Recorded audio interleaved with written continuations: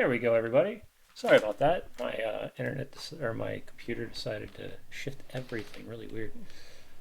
Fix this real fast. So we've got some random things in the background. Kill that. There we go. We're back to normal, guys. So welcome to the tavern. This is the one place where we sit around, talk about D&D, have some fun, and drink some beer. So I personally love all three of these things, and this is kind of why I do this. But we are on episode 31 tonight, guys. It is crazy. We have been a whole year now, and now we're bringing in even more guests. But tonight we've got a couple cool things we're going to talk about. So first and foremost, if you know what this thing is up above here, hold on, good. My fingers are not good at this at all. So the creature up above in the little with the little question mark in it. If you think you know what it is, make sure you toss it in the comments, and we're gonna figure that out in about a half hour or so. We're gonna reveal what that creature is. But first off, let me introduce our wonderful guest tonight. So our wonderful guest is GM Rick Wraith. He is a professional game master over in England, correct? UK, Yes. London. So you are absolutely staying up, or you're waking up super early to come hang out with me, which is fantastic, and I appreciate it. I have a very small sleep window nowadays. Yeah, Yeah, like I feel that's five kind of hours, 4 hours sometimes. yeah, It's I just feel what that's it kind of is. most of us game masters nowadays. It's kind of the especially when you do this thing for either a living or just trying to make sure that you're running these multiple games type stuff. Yeah, I mean, we do it for the love though, don't we? Like, Oh God, yes, 100%. God, it's Uh, so much fun. I love it. I thought that I never would have thought that this was kind of how my development of game mastering and my development for Dungeons and Dragons would become, but it's been an absolute blast, and all these little projects that I'm now working on and the people I've gotten to meet has been absolutely so much fun. So yeah, so before we go any farther, I always ask my guests three questions. So the first Okay. question is, when did you decide that you were going to get into tabletop role play, or if you weren't first introduced to tabletop roleplay, maybe something else that was similar. The second one is, how long have you been playing? And the third one is, when did you decide to take up the mantle of Dungeon Master? All wraps up into the same answer. Oh, wow. Um, those three questions. They they all roll into one. It was a very long time ago now. Um, There Nearly 30 years. you go. So I was 8 years old, Wow. um, and used to get dragged around car boot sales, and my nan and my granddad would always save like pennies in this like little Mhm. phone box, and every weekend that would be like my fun thing that I do. I'd go see them for like a Sunday, and then they'd Mhm. take us around car boot sales. Um, And she'd then give us all of the pennies that she'd saved up, and I'd have like a pound or two, and sometimes I'd go around and I'd be like, oh, this is a boring car boot sale, there is nothing that I want here. Um, and I found a couple of like minis. Okay. Like, I remember specifically, like, it was actually like oh man, I would show you, I'm covered because I'm in the Oh, process of running a game tomorrow, and it is just exciting. like all go. Um, yeah, it was kind of like a Warhammer 40k mini, but I had Okay. no idea what it was. Like when I was 8 years old, and I was just kind of captivated. And I was like, "What is this?" And I bought it, and then I spent like, I don't know, like 3 or 4 months, kind of going, "What is this? This is like the coolest thing This is in the the coolest thing world." ever, right? Just out there, kind of like having no idea of the larger world of anything. Yeah. But it kind of got me into having my eye open for minis. And then the next time I came across one of the core original box sets Okay. of the old school Mm-hmm. Dungeons and Dragons. And like my 8 year old self lapped it up. I remember having to kind of like go, like asking, like, how much is this? And the guy saying, I don't know. I don't know if that's for you. I'm like, well, how much is it? It's like, oh, it's like £4. I'm like, I only have £2.50. If you're like, do you know what? Yeah. just have it. And I remember taking it, reading it, every single page. Because kind of just before that as well, I was into the habit of like making kind of these tabletop Hmm. games. Um, I'd have like dice systems, and I used to collect like a lot of board games. Like that's primarily what I was really doing. Like around those car boot sales up to the age of 8, is collecting board games. And I had like a wall about 10 foot high, 15 foot across by the age of 8, just of board games that I would pull down and I'd rip apart and I'd remake, um, and make new games just out of stuff. Like That's just awesome. bored of playing the video games at the time were terrible.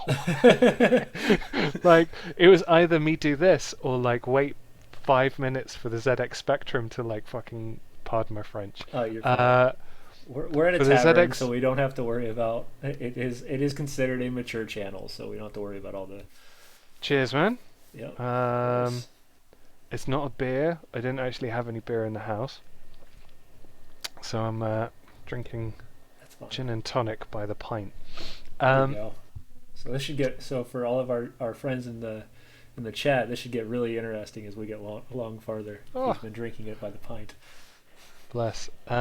Yeah. So first Dungeon Master box. Well, it was the first core rules Awesome. box, and had no one to play.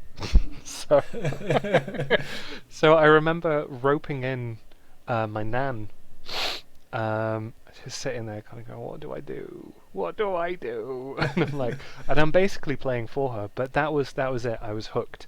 You're hooked. Um, Awesome. And that was absolutely almost hooked. 30 years. That was over 30 years ago. That's Yeah. awesome because that's I turned 40 this December, okay. and so So you're not much more older than I am. So yes, I like like I said, it's very similar to a lot of the stuff that I dealt with when I was growing up. I actually, after thinking about it, it was very rare because I didn't realize what I had in my hands. Is the original D&D like red box that came with the little yeah. stand-up miniatures, like the little paper ones. Mine didn't have that in because it was second hand, but Yeah, I don't yeah. know where it came. So it was at my grandparents' house, and I had Oh found it in wow. the attic. I don't know how old it was What a when I found find! it. Wow. Yeah. So I was maybe probably the same age around 8, 7 or 8. I did not know what I had in my hands, but I would build these massive dungeons because It's all I had. I wish I could find it now. It's been years and years and years and years and years since my grandparents had passed away and their estate's gone. We never saw it again. I was so, but coming back to thinking about it, like I remember having that and not knowing how to play the game, no rules with the game. I just had this box full of these random paper oh, cut monsters and heroes and a random dungeon that is just auto generated for this box. And I would just build little encounters, roll dice, and not know what I was actually playing until years later when I got into Dungeons and Dragons. hmm. So yeah, it was interesting. Actually, like thinking back on it, um, like, do you know what Mattel released like a version of the Atari called the Intellivision? Do you remember? Do you know it? It's kind of like this big brass box that was about the size of an old VCR. And it Okay. had two kind of controllers that kind of looked like phones with a touchpad, like a It rotatable dial. sounds familiar. Like And it it totally like sounds numbers familiar. one, like 9 buttons on the top and 2 buttons on either side, and you'd slot in for different games. You'd slot in like a plastic sheet to kind of tell you Yep. what the buttons were on here, but it was a proper kind of like plug and play Atari. My parents had one, and I remember it had Advanced Dungeons and Dragons as this Intellivision game from like 1982, Oh my goodness. and I remember playing it and being like, "Oh, this is awesome." So I guess looking back on it, It was that was really like my first like right. foot dive, and it had this really scary point where you'd kind of wind away through this dungeon that would kind of open up. Simple graphics, super simple graphics, but every so often, um, certain mountains that you'd go in would have a dragon, but that you'd only know it by this really spooky like kind of like in the background, but you're like, I don't know where it is. don't know where it is, and it would, as soon as it came on screen, it would race towards you, and you would like 9 times out of 10 just fucking die, and like your heart would like pop out of your skin, and you'd be like, oh man, such a jump scare for like Dungeons and Dragons. But yeah, yeah. That's Um, awesome. my story kind of went little bit a little bit kind of uncurricular in that I don't think there's about such thing. D&D is kind of so one of those things that it just kind of happens. It just depends on how it's happened for oh you. it's true, it's true. I did the whole kind of like high school thing of like Hmm. taking all of the books, like textbooks. Nah, I don't need them. Just fill them with like rule books. Yeah. Like, Mum, I need a bigger satchel. Like, this is really heavy. Like, yeah, I've got so many textbooks to carry. Yep. So I Oh did God, that. I know that feeling.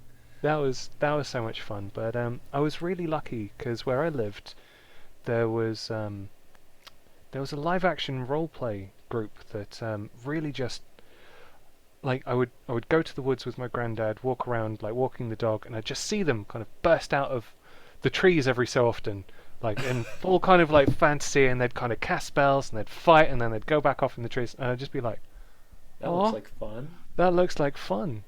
And I later found out that the head referees that were running it actually only lived 2 streets behind me. I come from Grimsby. I know I'm in London now, but I come from Grimsby, which is literally the worst place in all of England. It's also kind of like it's kind of like your Detroit Oh, okay. in that Grimsby used to be one of the world's largest fishing ports. Absolutely massive. All of the UK like took in almost all of their fishing and then distributed it. And then the fishing industry collapsed. So we have like miles and miles of like boarded up factories that are all kind of like derelict, or it's kind of cool, but it's also sad. So this was like such a welcome, like, Right.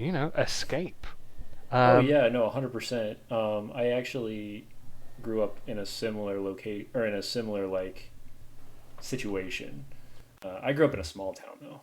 Oh, okay. I see the person put up 3 beers, so I'll drink. Cheers. cool man. Cheers. Yeah, so I kind of did the same thing. I got into LARPing back in when I was middle school, high school, and we had 2 sets. So we had both Vampire the Masquerade, which was much more modern. It was done with rock paper scissors rather than like foam I know, weapons. I know, I know the old ones. Yeah, Yes, and yeah. then we did Still is yeah, done like it that. is. Yeah. And then on top of it, we had a large group because I lived out kind of in the country where we built weapons, we built armor, we beat the living crap out of each other on a weekend, and you go back to school the Monday, and everybody's wondering like, did you get into a fight? It's like, we're good. No. There's like a dozen of us that all would do this on a weekly basis, and I'll tell you, it was the best workout I had in a long time Oh, when I wasn't used it? to do Wasn't it. it so much fun? So I was really lucky because basically like the group was about 45 strong every week, and then the head referees that I got to know really well, I'd kind of go over there so much to kind of like do tabletop role plays, or mhm. just kind of talk about LARP. They split up, and they didn't Oh, have anyone to like hand it off to. So at age 16, they basically dumped it in my lap, and I was like, okay, here we go. Um, let's run this. And so I ran it for like 2 years. 45 people, that's 4 adventures that I had to write out in kind of, and they're long, and it's real time stuff that you had to yeah. kind of like get to grips to. And that really was the Forged by Fire. But it was £8 per person. Um, so yeah, I mean, So you've I try you've and I legitimately been playing as a professional game master since then, because technically you were charging people 8 quid per person on. yeah, Yeah, yeah, that's it was good. It was good. that's And awesome. anyway, No, that's an awesome story, man. That's definitely something that you should tell a lot of people because to me personally, I didn't even get into professional gaming or professional dungeon mastering until right before the whole pandemic decided to just wreck Well, everything. kind of the same for stepping up to Yeah. this notch. And kind of being professional with it is something that I've had a lot of experience with, and Hmm. I'm like handling large volumes of people. There Right. are not that large volumes of people now. Yeah. No. So I it like is. to It's play just with about like five, like 4 to 8. Like eight's like my maximum before I start being like, hey guys, we gotta split the group because it's getting too many too for me. many. Yeah, I like five six. is pushing the boat really. Okay. 5 or 6. Like Yeah. I kind of feel more than that. You can't get creative with the combat as much as you'd like. Right. And everyone's not getting as much Screen. FaceTime, Yeah, you know. that's what I think too. I think 6 is probably the highest I will actually go. I haven't actually had a table in a long time that's past 6, and for all of my paid games, I do 6 max because I don't want to give those people a less than spectacular Exactly. experience. Yeah, yeah. So yeah, so we're gonna do a couple things. First off, we're gonna reveal this wonderful monster up here. So if anybody has a question, has an idea of I what it love it. is, put it up in the chat, and we'll give a couple more minutes while we dive into something that I don't know if you've seen yet, but I'd like to talk to you about because it's new. It's in the news right now, and we're trying to figure out what is going to happen. Oh, yeah. No, it's So a interesting class. Interesting, interesting. yeah, I've got another juicy little bit of info that's just dropped as well. So okay. maybe get into that Yeah, so afterwards. while you guys are guessing what that creature is up there, so come on, we gotta see guesses, or I'm not revealing it tonight. The Have you seen the new book, Monsters of the Multiverse? Have you heard it? I've heard of it. So, Um, do I you? haven't looked through it. No, 30 So it hasn't races. released yet, but it's the next talk for D&D coming up, Mm. and They I were was calling it some super kind of excited. reboot as well, weren't they? So Yeah, so that's kind of my thought process on this. So what I've read so far is it's 250 new monsters, or either new or rebuilt monsters. It is 30 playable races, and to me personally, I'm like, is this book like this? Like I'm trying to figure out like 250 pages is this, so we're running 30 playable races. Now, what I did see that I was a little disappointed in is the fact that every single of all the 30 playable races are races we already have. yeah, but I mean, I think they're just kind So of touching on the classics. there, They'll probably solidify a lot of the unearthed arcana maybe as well, just so that it's kind of yeah. there. It sounds like what they're doing is they're revamping without stating that they're going to Mm. the 5.5. Truthfully, because all like I said, they're redoing elves, they're redoing dwarves, they're redoing Tritons, like pretty much anything that's already been released of those 30 races, they're now solidifying it, saying, nope, it's all in one book now. So, which I I think mean, might help I'm for it for it because I might help think for stuff like D&D Beyond and things where you have to purchase one book to have all the playable races to play that those was books. literally what I was going to say. Yeah. Like for everyone that's kind of working on a budget out there, that is such a bold Mm-hmm. move to be Yeah. like, look, guys, we know it's everywhere. Just get this one thing, and Yeah. you're kind of set for a while. For a Yeah, while. I'm like, I'm so used to companies. Not going to name any names of companies, but kind of just releasing bits and pieces in lots of different books Mm-hmm. and like box sets. So you're like, Right. oh, I just want this one thing in this box set, and I'm going to spend like 30 quid. I mean, I know I can try and sell off the rest of stuff, but and I know companies have to make a money. You Yeah. know, they have to make their monies. Okay. Otherwise, we're not gonna have like the community. We're not gonna have the games there, and Yeah. so I don't know. It's No, I was just curious your opinion on it because, like I said, we looked into it, and I was looking into it right before well, I started. I heard it was basically kind of like tuning up spellcasting a little bit so that it's gonna be easier. Mm-hmm. I mean, it's kind of pretty easy now. So I'm kind of I'm kind of like wondering what they're gonna do. Yeah. Um, I did watch something a couple of months ago. No idea, no idea. My memory can't be that good. That's what Like happens when you're a my game master with hippo multiple games because everything starts blending together and it can that be painful. hippocampus starts like twitching and bits starting start like merging with No, it's different parts absolutely of you're the absolutely brain. right. It's 100%. So, let's get into why we. Oh, hey, thanks, buddy, for the follow. Thank you, DM Janie, for the follow. Oh, so the other little tidbit that just got Yeah. dropped was someone released all of the details for the Moon Cleric critical Moon. roles. Oh, Yeah, like the whole. the Moonweaver. It looks pretty good. It looks pretty So, good. Someone managed to take the the fuzzy screen and kind of like with a microscope go over it and then like yeah, fill in all of the blanks. So it it's out there releases. It releases here next in a in two week, months. So 2 months.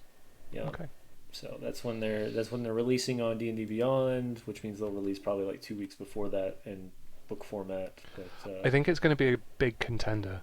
I've deep dived quite a lot into clerics recently over the last like month, mhm. and yeah, from what I see, I think it's gonna be up there with the Twilight Domain cleric. Mm.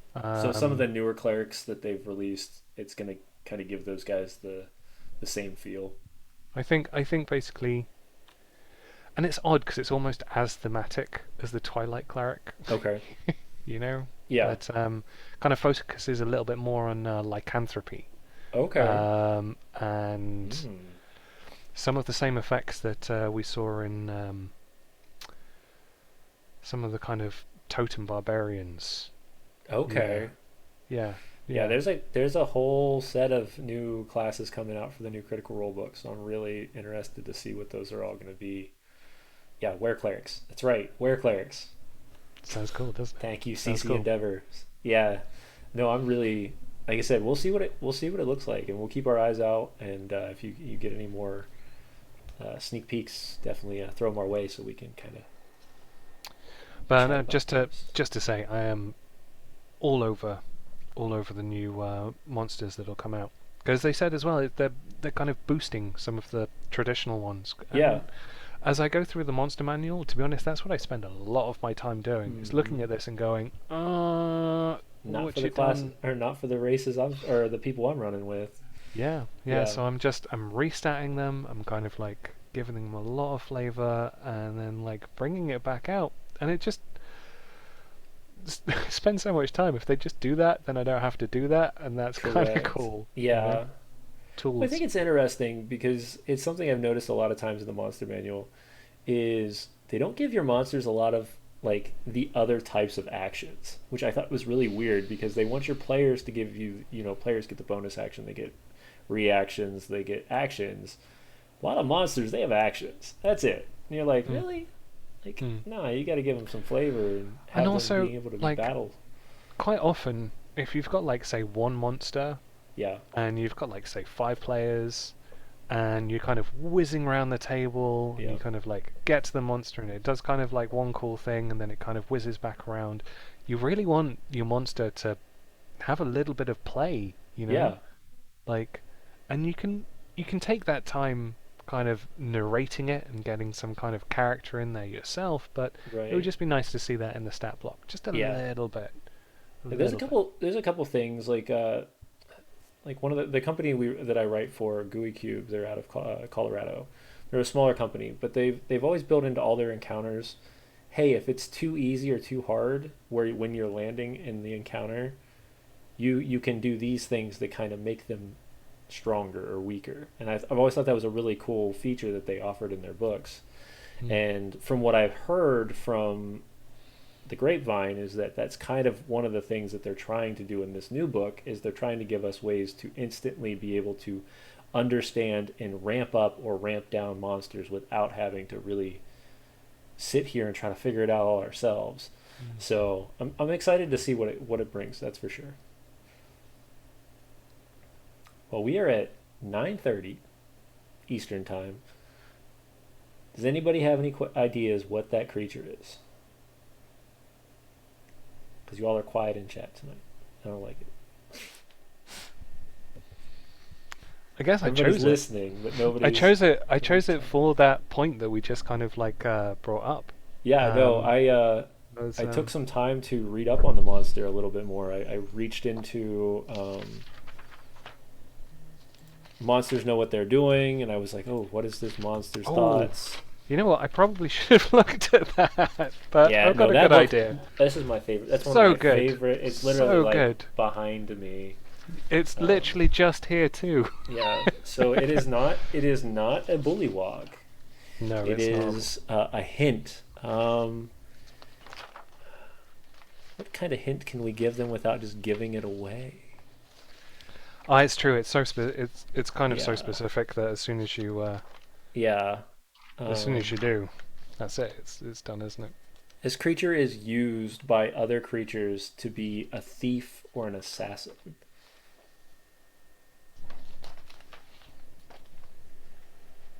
It is neither. I really can't say it's an animal, mineral, or a vegetable. It is. Its monster type is. Shoot, let me bring that up. I think it's Fey. Kind of doesn't say. I It mean, doesn't it really doesn't say. say. It doesn't Yeah, say. no, its origin is unknown. It's And like I said, we're gonna mention it, and you're gonna know exactly what it is once it's said. But if you guys have any other guesses, it is a large I monstrosity. mean, So that's I mean, that's the way I can put I that. would tag something personally onto what it is in my games, but I'll get to Yeah, that and my reasons for it. yeah. What's the CR level? The CR level for this is a CR5. Which is a great CR level. I mean, like that's where players and characters real start to kind of shine and get their Yep. footing, and It is. it's It not is too not a. powerful, and they've It got is some new not a toys to boggle. play with, and Yeah, it's not a boggle, but that's a good guess. So we're gonna shift over our little picture up here at the top and reveal our monster of the week. It is the notorious Banderhobb. so good. Like these creatures, like so much character, so much potential, so much Yes. flavor, and just kind of like it. From what it gives you, you know exactly what you're kind of like going to Baby be doing with Tarask. it. Oh, little baby Trask. So yeah, the Banderhobb, it is basically um, It's the boogeyman. a creature made by like certain secret spells by this like night hag, like Yep. or a coven of night hags, and they're basically created to pull the shadows in to create this like evil creature that just kind of goes and does their bidding, and they just like go off. They can track. They can like they've got a really high wisdom as well. So they are like they're hunters. They're Yeah. this kind of like evil dark fairy tale thing that goes bump in the night that is like waiting with its eyes in the dark for you to fall asleep or just like turn your back and then it Yeah. swallows you whole and you're kind of like you're there. Yeah. So So these are so one of the things I read about is not only that, but they're extremely difficult to catch. So yeah, I mean their shadow step they is have shadow just step and teleport. Fumph. Like, are you It's kidding? just obscene. So I mean, like on the table in combat, I've got a good breakdown of exactly kind of what they should do Yeah. without looking in. And the monsters, no. Yeah. Yeah. Um, Yes, they're in Fable. so You're right. Yeah, they're nasty creatures though. okay, so should we break down the stats? Have a little look, kind of Sure, just we say can what break they down the are stats if first. we do it real quick, and then we're gonna get into the Yeah. bread and So I butter mean, of like tonight. armor class 15, Yeah. natural armor. That's okay. That's a good solid armor class. 84 hit points is off the scale, really, for For a like a level five for or a for a group of 5 level crit five creature. characters. Yeah. Like speed 30, that's good. Something that the characters can play with, like the players they can keep. But strength 20, oh my god. 12 dex, 20 con, oh my god. Like, who wrote this? Uh, 11 intelligence, 14 wisdom, and they're 8 charisma. That's Yeah. kind of like where you can maybe like put the knife in to try and kind of wangle this. But with athletics 8 and stealth 7, like These things vanish and they can do this shadow step, but they don't have to. They can like run. They are bounding through the night yeah, like it's like dark. relentlessly. It's like dark, evil bounty hunters. Like truthfully, like this is what this thing is. It's Yep, nasty. yep, Uh, yep. so And they have some really unique abilities too. Like this was the cool part. So they have this thing called resonant connection. So resonant connection, you can have just a tiny piece of a creature or an object of their possession, and they can immediately know pretty much the direct route as long as they're within a mile of the Banderhobb. So if and with it being controlled by a night hags like to dig into people's dreams and mess with them. So it's very easy for them to know where it's at. So they would just tell the Banderhobb, hey, they're right there.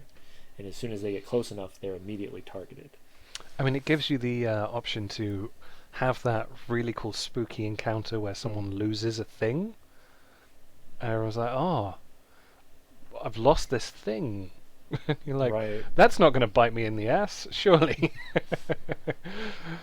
Yeah. Ah, And then, of this is course, giant. they have Shadow Stealth, which is just, while in dim light or darkness, the Bannerhawk can take a hide action as a bonus action. Boom. Really key to what happens in a combat round Yeah. is that. Yeah. Yeah. So then they can, on top of it, they've got their bite, tongue, and swallow abilities, which, their main goal is to capture whatever they're hunting and then take it back to whoever they're And looking for. these are some real kind of interesting mechanics that you don't really see that much Mm-hmm. in monsters. That they're quite synergistic. Yeah. So, like the bite action, you get like a grapple on the top of it. Mm-hmm. The tongue basically kind of like pulls them in, and then they Right. get to make a bonus action free bite attack, which is a grapple. So like, so with the tongue, you like clunk, get over here, and it's like necrotic damage, and like, yeah. And then the bite, and then that last swallow is like clump, and Immediately. it doesn't even stop them from making other bite attacks, or like Right. Yeah, they or just other tongue attacks. put you in that nice little, like, underneath their chin, and you Yeah. can hang there while I bite another thing. And And in that, it's real kind of so basically like, and they can chuck one out. Whoever they've got swallowed, yeah, they can chuck out what they've just swallowed, and it goes prone.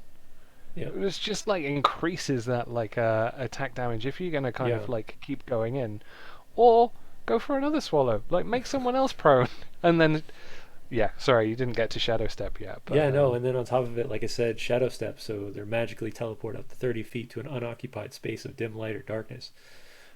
Before or after teleporting, they can make a bite or a tongue action. So really, this creature has been built to do one thing: track, kill, or take away. Those are like its main focuses, and that's what it does.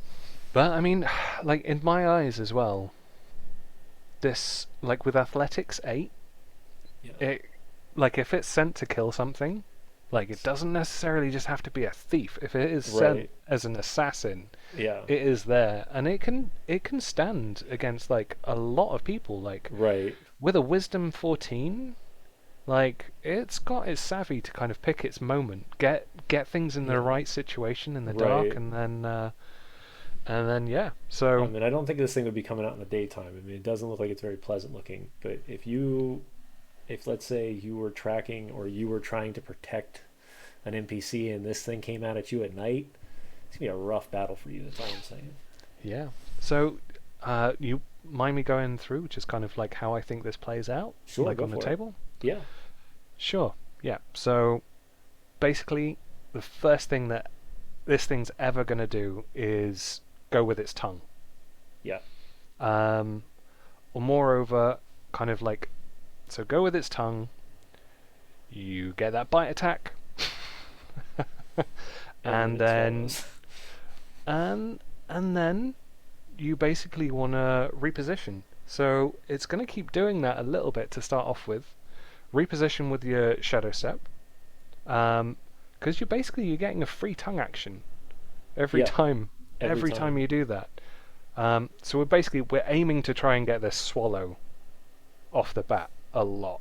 Like that's its mechanic, is we're kind of trying Right. to bamf around the board, lots of different directions. It's got the hide ability as a bonus action as well, and a +7 to stealth.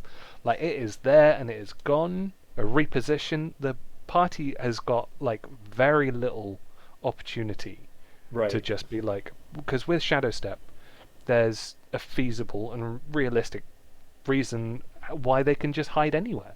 You Right. know, Yeah. the Especially if party's they're attention attacking at is there. night or Yeah, anything. Yeah, yeah. it would So be it can just go. nasty. It can literally shadow step and hide. So there's never a situation where it can't hide. In my Mm. in my Within a opinion. round, yeah, unless Yeah, it's stunned or something like that, where it's yeah, not. yeah. Um, But yeah.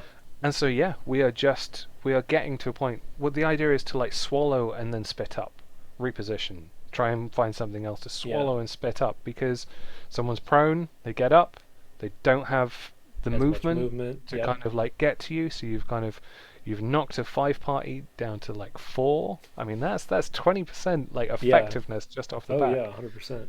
And if you it's got the wisdom. It's got 14 wisdoms, enough to kind of like realize who it should be targeting and be Mm. selective, and like 11 intelligence. So it's like, yeah. Yeah, no, I would definitely with the high wisdom, I'd definitely be seeing this creature as understanding who to target.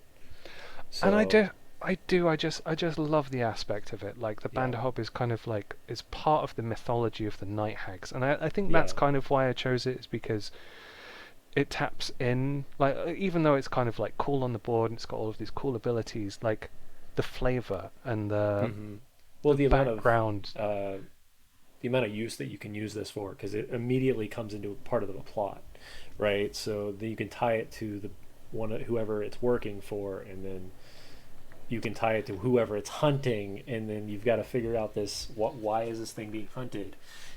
And It ties out really well.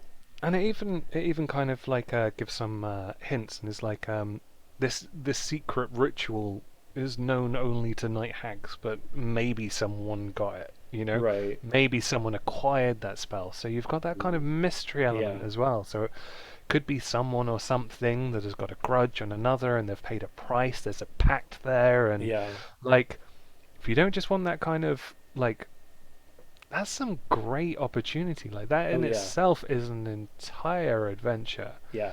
With 100%. this Banderhog being kind of the henchman, like kind of Right. mini boss to whatever situation that you want. Not to mention, you could really It writes mess with the itself. players with the Banderhobb, because you don't have to have it attack the players every time. You could kind of lead up to it, where the night they're Oh yeah, sleeping, something you hear something rattles in the room, and then you look over and whatever you had sitting there is now gone.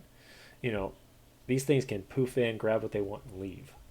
So, man, I would have so much fun just terrorizing my players on just the fear, building that fear behind it to for once they actually saw this thing. Maybe they caught an eye, or they caught whatever the thing salivates or secretes out of itself, and while it's in the area, that kind of thing. But yeah, you could really have a lot of fun with this creature. So we're gonna yeah. step to the bread and butter of tonight, which is living and breathing the NPC into life. So, what's a good way, what are good tricks and tips that you use to kind of give an NPC life and organizing NPCs, because we have main NPCs inside NPCs. Yeah, I mean, 'cause it's an interesting topic, isn't it? Like when you first broached the subject, that was what Mm-hmm. we was talking. I was like, okay, so how to make non-combat encounters more flavoursome. I was like, that is like 80% of Dungeons and Dragons. Right, yeah. So yeah, let's talk about how to make that 80% of Dungeons and Dragons kind of better, more like fulfilling for both yourself Mm-hmm. and your players, because Right. I think that's a real core key thing, is that like roleplay is essentially acting. Right. And a lot of acting, well, a lot of people think that acting is, say, pretending, and it's not. That word comes out of the word action. Right. And you have to kind of like sync up what you're thinking, like, or how you feel in the way that you're acting. So just being yourself, super important. It's like literally 101. How to make non-combat encounters more applicable is just kind of think how you would react in these situations and just kind of settle into that. You don't need to kind of like go too much into what you think that they should be. Mm. So I've got a couple of core points. So let's talk about like NPCs. Right. So how to kind of like flesh out an NPC, Mm. like a flesh out a personality and a character. Now, I don't know if you're aware of something like the MBTI personality test or the Myers-Briggs I personality mean, I test. know about them, but I don't follow, like, watch too closely on them, that kind of Well, thing. basically, kind of breaks things down into 16 personality archetypes Mm-hmm. that are absolutely amazing to implement in roleplay. And I use these to kind of create like such an easy frame for my NPCs to fit into. And like these, I won't go into too much detail of these 16 different Right. personality types, but if you follow any novel or any kind of piece of like media that's got a story to it, you kind of have to have each and every one of these personality types in it to make it whole. Okay. So it's really useful to get a feeling that your adventure and your roleplay is well rounded with different NPCs, because what you don't want is to kind of double up an NPC personality type. Because Okay. it kind of excuse. I mean, obviously there's situations, but you don't want two kind of shaky, sh- Right. like shaky kind of vendors, like one after another. Like, because then your party's like, oh my god, all of your vendors, you're just doing the same thing over and over again. No, you just kind of break it up with these different personality types, and that's kind of the key. So there's really like three things because we're trying to make things emotive. Mm-hmm. Like that's what belief is. It's an emotionally charged idea, Right. and that's what we're trying to sell. We're trying to sell this suspension of disbelief. We're trying to kind of make believe and get this world into such a thematic presence that you can draw people in. So Right. Yeah. we hit those emotions. Okay. And emotions don't need to have descriptors. They don't they are helped by it in points. But there's a real kind of like leaving out details for your players to imagine helps them fill in lots Fill of in the the blanks. blanks and yeah. Like, and it is really kind of finding the right balance between what party and like what your players kind of want and need. So I mean, those emotive things, like if I watch something or if I read something, I always write down what I get emotion from. I'm like, oh, that was really like, oh man, that scene, I felt completely there. Or just kind of go around going like, I think this is cool. I think this is cool. I think this is cool. Right. And you start kind of like writing down your ideas, and slowly but surely you're like, okay, these things need to come to life. So just start writing NPCs like in your spare time. Like I don't know about you, but I mean I've got like character creation obsession. Like in my spare time, sometimes I'm like, yeah, let's make this character. And I'm like, oh, it's a character. It's not an NPC. I can't use this. It's almost like useless. So I Yeah. kind of scratch it, and I find that like character classes make really bad NPCs. So that's one thing. Is Okay. like don't try and kind of make something in your character builder and then try and port it in to the game. There's just too much there. Like Right. you bog people down, and you also kind of like take away some of the mystique of what you want your NPCs to have, and that comes back as well to like not giving them too much. Sometimes, sometimes literally kind of just by giving them two or three pieces of details Mm. and having the encounter pretty short will make the players be drawn into a situation where they will create more and more encounters to make that NPC have more situations in your roleplay. They'll kind of like almost want to bring them back because there's not that much information. People want to know, people want to find out. They're Yeah. they, like it's Oh that no, curiosity just happened. that That's weird. that you're all good. Yeah, no, the entire screen went black for a second. And I was like, oh no, I don't know what Oh. happened. But we're good now. Um, so yeah, so there's kind of like a lot of different aspects. Foreshadowing, Yeah. foreshadowing is really key. So with NPCs, I find just having an NPC turn up is kind of really blunting, and it's really hard to get that character, that personality over if the players haven't been thinking about that NPC even just for a little bit.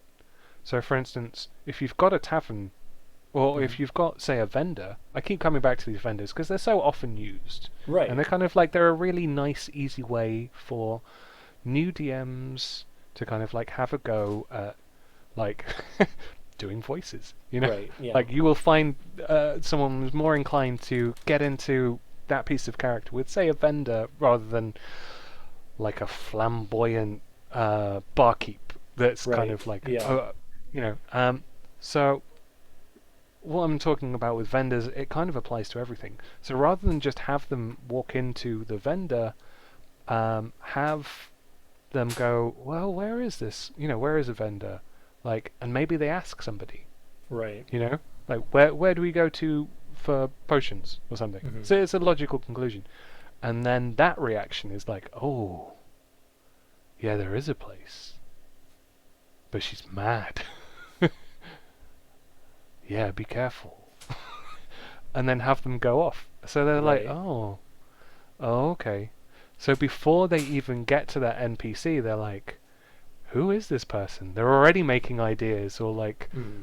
um, kind of assumptions, so that, and I think that's as well is a core key thing to make a memorable encounter. Quite often you're breaking assumptions, like things aren't the norm. Right. Again, for new DMs, like just go with them. Like those norms are kind of there for a reason. They're fantasy tropes, and Right. I don't hate tropes, but the longer you get to them, the more you realize that those tropes, those cliches, are there to be kind of like poked a little bit of fun with, and that there's so much play and action that you can have by Hmm. turning up on its head. One of the reasons why I love Eberron as a setting, because I think it really just hands the DM the keys to the kingdom, really. Being Oh like, yeah. yeah, do what you want. We're like, okay, thanks. Um, so let the players influence the NPC personality. Like, just a little bit. Hmm. Because how they react kind of will tell you what they want. Um, and it's hard when we're talking about like say a larger NPC. Like say if you took like say Strahd, Right. for instance. Like we kind of like Like somebody even that's has that presence already known. yeah, even there the party's interactions with him can give you an inclination of like what to follow up with, Right. because that's basically it. The party's interaction is kind of what's gonna have an emotional reaction within. I mean, maybe not Strahd, but I mean um, like your NPCs have to have emotional reactions, and that's why I Right. kind of say is like just be yourself in it, kind of I ask myself three questions every time. And I think this really kind of comes to a simplification of the insight check. These are three things that I will only ever give out on an insight check. Right. And that is, what is someone feeling? What's their body language? And kind of what's their surface intent? Just the kind of like tinge. Do they look like they're kind of after something? Really? Okay. Like, not actually what they're after, but does it look like they're after something? Right. Is there a game that they are Yeah. Do they playing? have a But I will give, goal? yeah, I will give, because you can see that. If someone walks up to you in the street and they're after something, a mile off. You're like, yeah, I got no money. I'm sorry. And it's not that I don't, but it's when the same person comes up to you, say 2 or 3 times, I would say I would have advantage on that insight check to Right. know what you're wanting.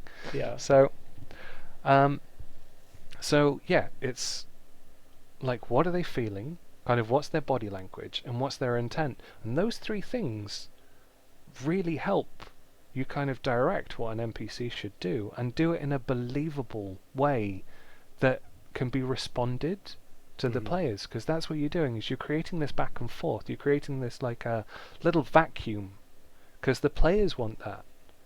Right. Like 100%. Like, even someone that wants to just sit there and roll dice for combat still wants to know that what they're hitting feel something. you know Right. they want to know that, like, what that their emotions kind of like are more important than this thing that they're killing, that their behavior, their body language is kind of like is surviving. Their intent is there to Right. be known. And it's just three simple things. It's real easy. um so like, if however you're kind of like brought up to a situation where you're going to have to do something on the fly. Maybe you're kind of taken a bit aback. Maybe your mind just isn't working, because it's hard to do those things all the time. All the You time. just Yeah. you No. just I. kind of you just got to do them when you remember. That's the key. Don't feel bad about stuff. Don't feel bad Right. about not doing these things. Just do them when you remember. And I guarantee every single time you're like, oh yeah, that three things. That's real, like, obvious. And it just creates like it Yeah. just creates more and more like actual like real party reactions. No. I like Um, the. I liked your point of foreshadowing. I really like that idea. So when you're out doing something, or you're meeting, or you're being introduced to an NPC, somebody else is telling you something beforehand, giving, allowing you those assumptions. I mean, that's what it is, isn't it? It's kind of Yeah. creating that imagination. I Um, did I did something absolutely horrific to my players last night, and they ate it up. It was great. So I've been playing now over a year in Omu, in in Schultz in the Tomb of Annihilation, and I've revamped things, but the party all requested that they have to be evil. So they're now finding that there is an organization in the world that's just as evil as they are, and they're a lot more powerful, and they figured that out last night. And we have a necromancer who thought he was the most powerful thing in the world, and he has built his character to min max to the prime. And they got introduced to the Archmage of the Red Wizards of Thay, who time stopped them. He Ooh, assessed each one of them without speaking to them, and then vanished, and then came in later that night. And perfect, everybody is petrified of this man. perfect example of like avoiding the details, having them do so little, Yeah. and it's just, yeah, everyone's just like, oh my god, their Well, imagination because just goes yeah. So if wild. anybody's ever played it, there's that moment where you're in one of the shrines and there's the petrified person, and they unpetrified him, and without him saying a word, he just time stopped, walked to each of the players, assessed what they had on them, and then teleported out. And yeah, they found out who he was and what he meant later that night, and now they're working with them. But I was like, it was just hilarious because he's been this very intimidating character that he's wanted to put out this portrayal, and then introducing this new NPC to him, he was like, "Oh yeah, we're not messing with this guy." It was so much fun. Uh, and then you throw out the little like a much more older voice, and giving some authority behind his voice, and he's never alone. He's always got people around him. Uh, really vamped up his authority. It was great. It was a good time. But yeah, no, I thought that story definitely hooked with that assumptions and foreshadowing. It really worked really well. I think as well you kind of brought up another point that I was going to make in a little bit, which was remembering actions, like not as in like action economy, but like midway through, like say an NPC interaction, just have them do a thing, like have them be making some tea, have them walk across the room, like, and it kind of stops them being so two-dimensional Mm-hmm. and just like in one place, because in the mind's eye that you're kind of creating, you're creating a 3D space, and Right. that actual kind of like that mental um, kind of meditation Right. Oh yeah. of having that movement or just that action is literally just kind of like layer on layer, and it just makes it more Yeah. rememberable. Like yeah, so just remember have them do something rather than you come, you know, Mhm. the tavern keep. Have him polishing glasses. Have him doing another different kind of like menial task. Have him Right. like underneath the bar, pop up, be like, oh, I'm sorry, I was just kind of sorting stuff out under here, um, or like walk out from the back, like, and Yeah. they're left in the bar for like a minute or two, kind of going, what's going on? Well, yeah, because then Like, you're good. They're going to have the assumption of, is this barkeep really running this thing? Like, is he's lazy? And you start getting those hmm, those emotional connections. exactly. Yeah, no, I So really like those. Those are some great ideas for this, to really liven up your players. And I'm gonna go back to one point that you said right at the beginning. It's react as if you would be there. So like little things that you would do as yourself. Make sure that you're giving your NPCs those same features, those same yeah, mannerisms and yeah, and adjustments. it just helps to kind of, I mean, like anxiety is a hard thing. Yeah. Um, and getting carried away in a moment is nigh impossible to check yourself before you wreck yourself, in Right. a situation. But if you do just take that, take a breath, slow things down. I think that's super important Mm-hmm. to create memorable NPCs, to create these like non-combat encounters. You have to be measured out quite slowly. Like if you go too quick, if you've got all of these ideas in your head and they're Right. amazing, and they're like, oh my god, this is so I just want to cool. give these to the I just want it. players, and I just want then to give these to the players. But if you don't kind of like turn the tap to the right speed, you're yeah. just gonna splash it everywhere, and the water's gonna go all over the sink everywhere. And Right. it's not gonna fill the cup that you were trying to fill. So um, yeah, keep things. Oh crap! What just happened? Um. uh,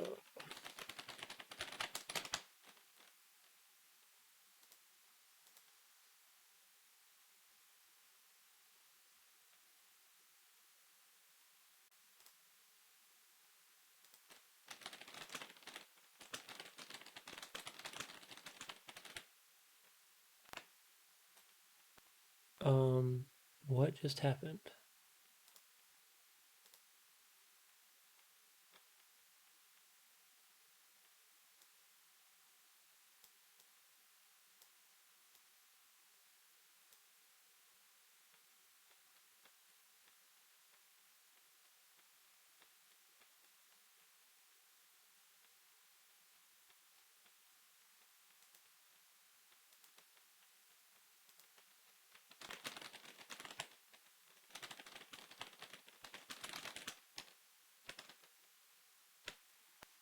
Oh no! Pam log out.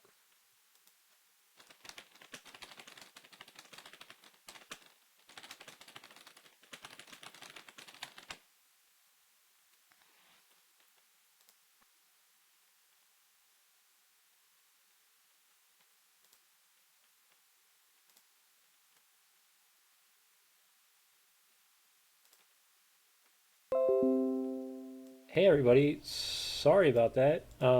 Give me a second. We're gonna try to get our friend back in here. There he is. I don't know what just we had a slight snag with our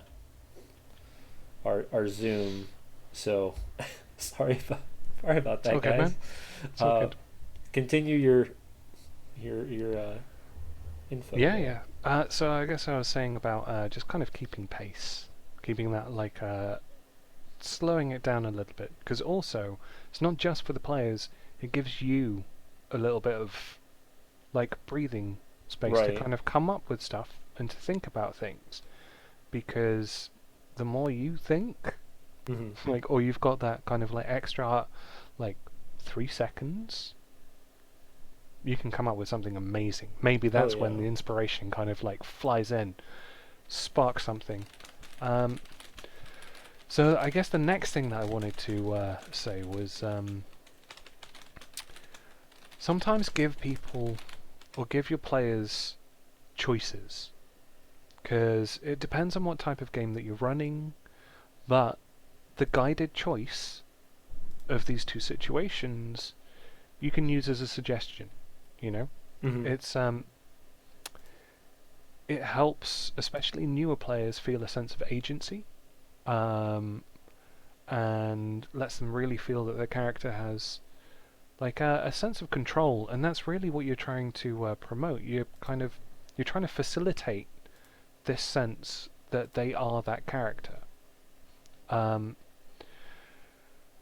so quite often in a situation, there might be too many choices for a party to really think about, like get to grips with too much. Right. And it might slow them down to the point where they're like, "Oh, I don't know what to do." When you're like, "I've like I have given you like Giving you the seven keys to plot the hooks, I've given you the keys to the seven kingdom, and seven you plot haven't hooks," figured it out. and what you realize after a while is like 7 plot hooks is too many plot hooks Mm. Yeah, for so you're people. giving people too many things, and instead of giving somebody one or two things and allowing them to choose their And you can direction. just, and the more you get comfortable with it, or like the more your players get comfortable with kind of making those decisions, then you just kind of like, then you steadily bring it up. Just kind of a piece of advice for new DMs, Hmm. um, and kind of help players appreciate the kind of direction maybe that will help build the story, because that's essentially what you're doing. Is you and your DM, you're crafting a story together, you know, Right. um, and it's a story about you. So you should see these kind of like plot hooks as opportunities for different chapters that you get to write, and I think that's also important. Is try and try and encourage your players to feel milestones like Right. within their own character growth, and try and get it to those emotional steps, because their emotional like makeup is what's Hmm. going to interact with and kind of determine what type of NPCs or like the non-combat encounters that you're going to be running.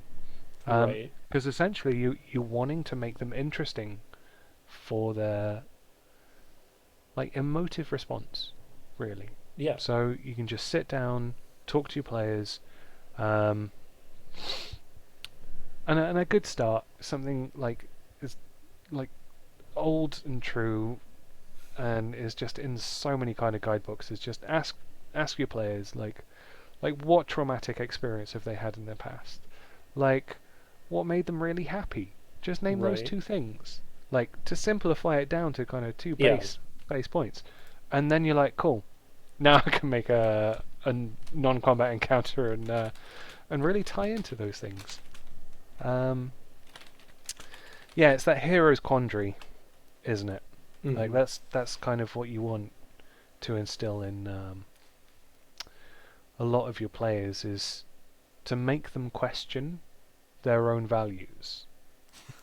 And so, like, a good NPC is going to try and challenge your players' values. I Right. mean, it's easier to kind of like say a paladin with like, oh, I'm so virtuous. Then like it's pretty simple throwing like someone trying to seduce them because they're like, oh, I really want to kind of Yeah. pull you down a peg. Like that's too simple. We're kind of talking about This subtle, this little yeah, small like small things that. the thief that kind of like always thinks about money is suddenly given like a person that they care about because yeah, you'd be Right. like, this person heavily reminds you of say your sister, and Right. you're like, oof. And then that foreshadowing later down the line you can kind of like reintroduce, and then you're like, and they will remember. They're like, hmm, what does this say about me, about Right. my kind of my before life and my now life? And yet just tiny little ways to get in like that makes Yeah. makes it makes it memorable, is something that your players kind of like walk away and end up talking to you about afterwards. They're like, yeah, you know what, like my character's really feeling this at the moment, Yeah. No, like my I've had multiple moments where I'll have players message me and they're like, or even during the game when we're playing, they're like, "Why am I crying?" And I was like, yes. "It's the Oh. emotions you're experiencing." And I tell people that all the time, and they laughed at me when I first said it. I was like, "Listen, I said you can make your players jump from the table, if you can make your players get angry, if you can make your players cry, it's it's such an interesting change because it's affecting their inner person rather than just their character. Or they finally hit that point where they've dove so far into their character that they're only seeing through their character, which is Oh so yeah. much fun. Yeah. You Yeah. know, so um I hate to cut us off, and we will definitely have you on again because this was a great conversation that we've had here tonight. well But yeah. I want to let the party. I don't know how many people are still in the chat room. I don't really care because the people who are here are gonna love it. People who aren't here are missing out. So if you're in the chat room, you have questions for Rick or I, please let me know real quick because we're gonna be calling this here in about 10 minutes. We went over a little bit, but that's because this was so juicy. It was so good of information to get out to i mean people. I know it's a shameless plug, but I am running tomorrow a game which still has spaces left open if anyone wants to. It is a paid for adventure, but DM Janky's going to be there as well as two others. So Nice, it'll be a nice intimate nice thing. intimate adventure. It's called Um, Into the Waste of Sire, and it's okay. going to be a lot of fun. Yeah, so if you want to go experience another game master and go see his style of gameplay, and when is this? Because even I would I try mean, this is too. EST, so it's tomorrow at 6:30 GMT, so it's pretty early for you guys. So Yeah, I shameless don't see plug. anyone else kind of coming in on it, but I just thought, if you No, do, definitely 100%. hit me up. Yeah, so yeah. Eric, do you have any questions for Rick or I? Since I see you popped in their channel. Glad to have you, buddy. We're looking forward to having you and Tony on the show here soon too. So Eric, just to kind of give his little shameless plug that he's showing off there is so the intro, the charity event is being ran by him and his coworker Tony, who runs Nerdbotchery. So they are huge Cool. um, They're into really cool Dwarven guys. Forge, and they're so good guys. We've finally connected, and we had a great talk last time, and we're really supporting them. So if you guys are coming back and if you haven't found out or haven't been to Nerdbotchery and are planning on watching the charity stream on Sunday with Steve Picorni, and let me just toss our charity up one more time on that. So Nerdbotchery is presenting Rise of the Undead Horde with Luke Gygax, Tony running it, Steve Picorni from Dwarven Forge, Eric's going to be in it, and a couple others. They're doing a huge charity event for the Wounded Warrior program, which I am active duty military, so it's a really it kind of hits home for me. So yeah, we're going to be hosting it here on the channel as well, but definitely go check them out Saturday. Give them some love because that is a huge charity that really They're needs a lot of really, help. really cool So- guys. And they're really cool guys, and you get to watch Luke Gygax and Steve Picorni, who are like Yeah. idols in the D&D community to go totally. hang out with. Wow. Yeah. But if you guys have time, reach out to GM Rick. I'll post his page here. I mean, to be fair, I'm going to be recording it. I don't know if I'm going to be streaming it. I haven't got to streaming levels just yet. It's all set up, but you know, it's that confidence. But I will record it, and it'll be out to watch on YouTube. We're kind of Nice. doing, rather than 2D top-down virtual tabletops, proper maps, kind of like a lot of miniatures involved. Like Yeah. my life is just full of scenery and miniatures, and that's kind of it's kind of what I'm doing, just to give players that little bit of extra spectacle when it comes to that sort of stuff. So I apologize, Eric, if you can send that to me on Discord, whatever you're trying to send. Nightbot is fighting us, and it's not letting you put a channel links up. I don't know why it's doing that.